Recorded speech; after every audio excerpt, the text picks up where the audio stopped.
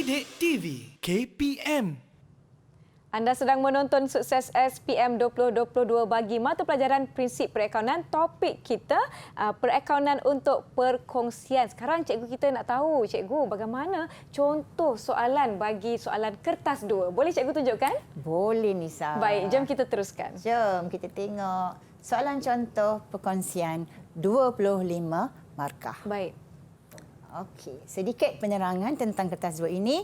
Kita ada bahagian A menjawab 3 soalan wajib dan bahagian B memilih 2 soalan sahaja daripada 3. Baik. So, soalan yang saya nak bincangkan hari ini ialah soalan di bahagian A, iaitu soalan nombor 2 yang mana markahnya saya dah sebut tadi 25 markah. Jom kita baca soalan bersama-sama dan cikgu juga akan memberi penerangan pada setiap butiran soalan. Baik.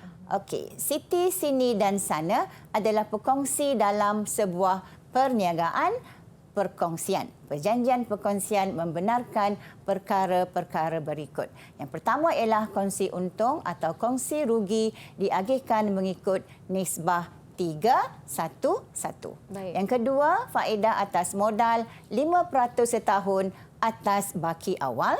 Faedah atas pinjaman perkongsian ataupun perkongsi 8% setahun. Yang keempat ialah faedah atas ambilan 8% setahun dan gaji tahunan RM35,000 diperuntukkan kepada Siti bermula 1 April 2022.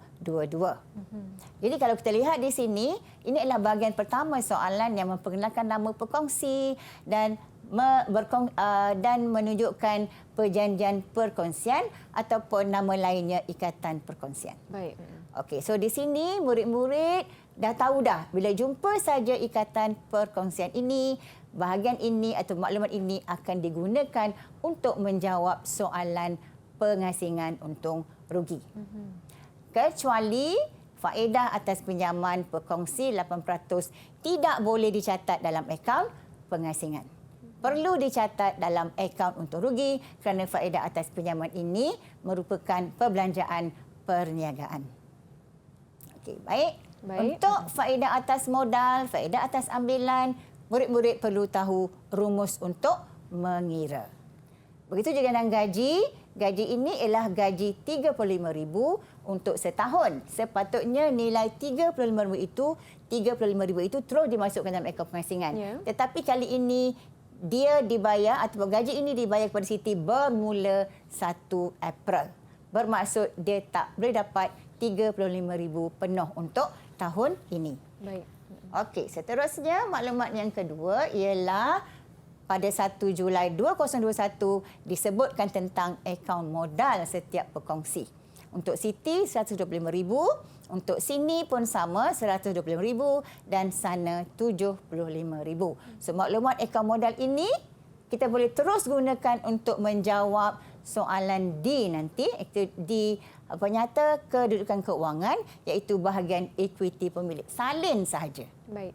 Okey, yang kedua ialah baki akaun semasa.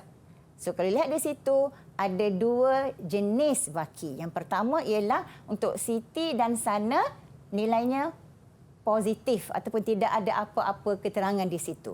Bermaksud ini adalah baki kredit. Tetapi untuk sini RM6,100 dalam kurungan ditulis debit. Bermaksud ada kurangan di sini. Dan mesti dilaporkan di sebelah debit akaun semasa dan dinyatakan sebagai baki BB. Dan ingat ya murid-murid, baki BB ini pada 1 hari bulan mesti ditulis di bahagian atas akaun semasa. Menjadi kesalahan sekiranya diletakkan di bahagian tengah ataupun di bahagian bawah. Okey, yang terakhir ialah maklumat pinjaman daripada perkongsi iaitu Siti sebanyak RM30,000 dan lihat di situ ada dinyatakan matang 2030. Apa itu matang 2030? Maksudnya tempoh pinjaman ini berakhir pada tahun 2030. So di sini soalan memberitahu kita bahawa pinjaman daripada Siti ini mesti dilaporkan di penyata kedudukan keuangan di bawah liability bukan semasa. Baik. Sangat mudah kalau kita tahu. Okey, seterusnya ialah baki-baki aset dan liability pada 30 Jun 2022, iaitu bermula dengan pinjaman bank. Tadi pinjaman perkongsi, yang ini pinjaman bank pula. Okey, kadar faedahnya 7% setahun dan matang pada 1 Januari 2023.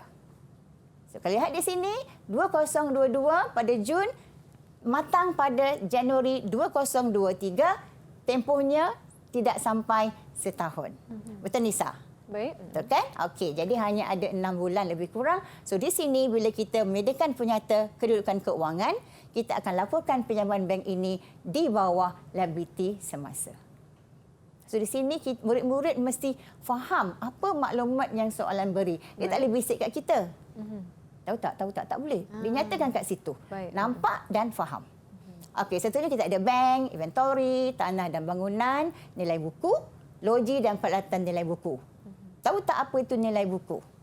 Okey, nilai buku untuk aset bukan semasa setelah kita tolakkan kos dengan susut nilai terkumpul. Okey, bermaksud nilai buku ini adalah nilai kos tolak susut nilai terkumpul. Untuk kedua-duanya, kita panggil ini adalah nilai bersih. Baik. Ataupun nilai buku.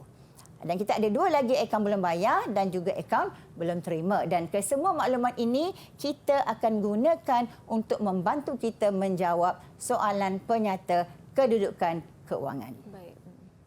Okay, seterusnya, di sinilah sebenarnya yang selalu saya sebut bahagian maklumat tambahan ini adalah bahagian pelarasan, Nisa. Dan di sinilah lubuk markah sebenarnya. Baik. Lubuk maksudnya banyak kan? Ya. Setiap satu pelarasan itu memberi kita markah.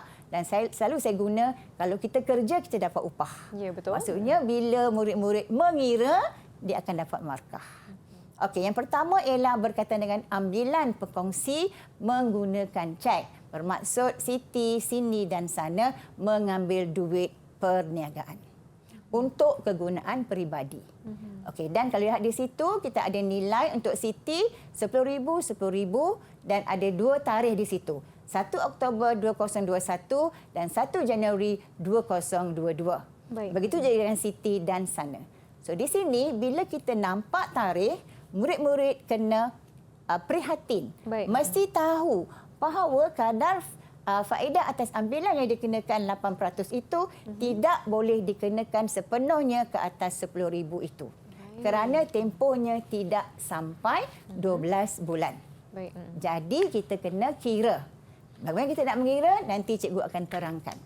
Baik. Okey, yang kedua ialah pada 30 Jun 2022, untung bersih ialah RM21,000.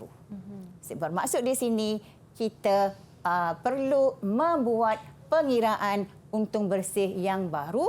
Baik. Ataupun kita sebut juga untung bersih terselaras. So ada 3 perkara di situ, yang kita perlu masukkan dalam format. Yang pertama ialah insurans prabayar 420, kita perlu tambah. Yang kedua ialah faedah belum bayar. Faedah belum bayar ini adalah belanja belum bayar, kita perlu tolak. Ada 2 faedah, iaitu faedah untuk pinjaman bank dan juga faedah pinjaman perkongsi. Baik. Okey, yang akhir sekali ialah baki akaun belum terima sebanyak 1,800 dianggap sebagai hutang lapuk. Hutang lapuk ni apa dia, cikgu? Hutang lapuk ni lapuk, buruk, lama, hutang yang tidak boleh dikutip. Bermaksud akaun belum terima itu adalah orang yang berhutang dengan kita, pelanggan yang berhutang. Maksudnya dia beli secara, kita jual kepada dia secara kredit. Baik. Dia ambil barang di kedai kita, dia balik. Tapi dia belum bayar. Baik. Dia nak bayar kemudian mengikut tempoh yang kita setujui lah. Baik. Sampai tempoh dia tak bayar. Kita kejar dia tak bayar. Jadi kita pun give up, kita hapuskan dia sebagai hutang lapuk, merupakan satu kerugian kepada perniagaan.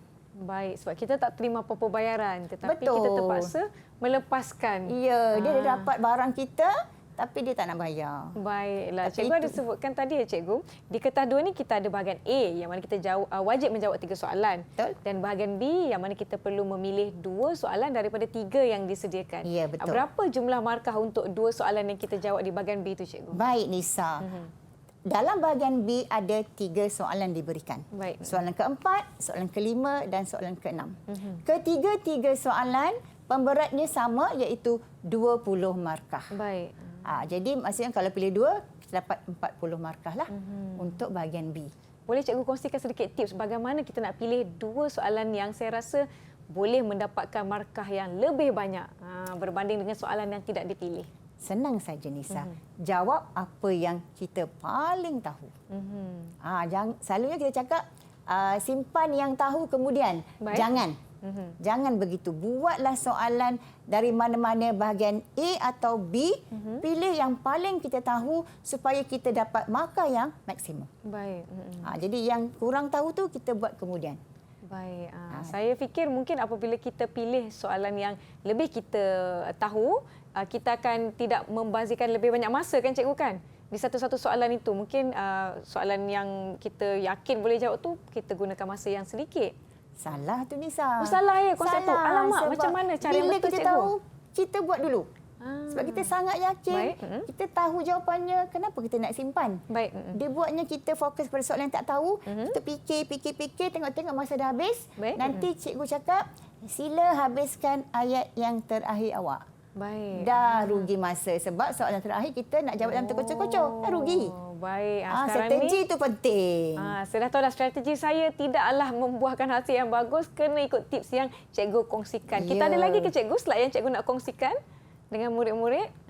Baik. Ini Silakan, yang cikgu. paling penting sekali. Okey. Sebab Nisa dah tanya. Okey. Ini dia yang cikgu dah keluarkan awal-awal tadi semasa cikgu menjalankan tentang format. So tugasan dia A, B, C dan D. Jadi inilah semua perkara yang kita akan gunakan maklumat dalam soalan yang cikgu bincangkan tadi satu per satu. Dan sebenarnya A dan B, C, D sangat berkait rapat. Jadi soalan ini sebenarnya dah bantu kita. Baik. Kita nak buat yang mana dulu ni? Nak buat A ke, B ke, C ke, D dulu? Mesti A dulu. Sebab A nak masuk dalam B. B nak masuk dalam C. Baik. C nak masuk dekat D. Oh. Ada flow dia. Jadi kita kena ikut flow, ikut apa yang cikgu cakap. Baik. InsyaAllah awak akan berjaya. InsyaAllah. Sekarang kita dah tahu kita kena mengikut turutannya supaya dapat membantu kita untuk jawab soalan yang seterusnya cikgu ya. Maknanya daripada soalan A tu dapat bantu kita untuk jawab soalan D. Ya, betul. Sebab kalau kita lihat situ, penyata mengira untung bersih terselaras digunakan dalam B sebab penyata pengasihan untung rugi mesti bermula dengan untung bersih. Baik. Kemudian kita dapat B, kita dapat agihan untung atau rugi perkongsi dan kita laporkan dalam C. Baik. Okey, daripada C itu kita akan dapat baki akaun semasa, kita laporkan dia di bahagian D, equity pemilik. Nampak? Soalan dah bantu kita sebenarnya. Ya. Kita saja yang tak perasan. Betul tu. Jadi bacalah soalan dengan teliti sebelum kita mula menjawab. Kita akan teruskan lagi perbincangan kita bagi kertas peperiksaan prinsip perakaunan dengan Cikgu Sulaiza. Kita nak rehat seketika. Jangan ke mana-mana. Kembali selepas ini di Sukses SPM 2022 Didik TV KPM. Didik TV KPM